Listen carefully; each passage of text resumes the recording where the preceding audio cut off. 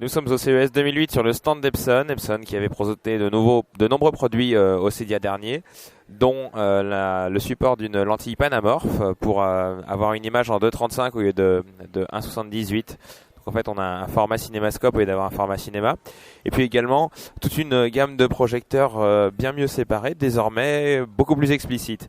Donc, comme vous pouvez le voir, on a l'information 1080 ou 720 sur les projecteurs. Toujours les Movie Mate, donc ça ce sont des petits projecteurs résolution standard ou 720p pour le 72 qui sont capables d'afficher le contenu de vos DVD, de votre ordinateur, avec du son également puisque les haut-parleurs sont intégrés. Powerlight Home Cinema 720, c'est un projecteur donc LCD puisque Epson ne fait que des projecteurs LCD, qui est équipé d'entrée HDMI, d'un traitement vidéo NSV et qui a proposé un prix très attractif dans le châssis classique d'Epson.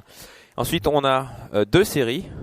La série Powerlight Home Cinema 1080 UB et la 1080 standard. Ce sont des projecteurs qui sont blancs et qui sont livrés avec, pour le UB, le support du XV Color, donc des couleurs plus riches et une plus grande luminosité. Pour le 1080, il y en a une matrice 1080 1920 par 1080 pixels LCD, évidemment. Et puis il y a les séries Pro. En gros, ce sont des séries qui vont être installées par des professionnels, en général qui sont noirs. Là, bien sûr, on a le même traitement, le NSV et les entrées HDMI que sur le modèle 720 qu'on a là, puisque ce sont de faux frères.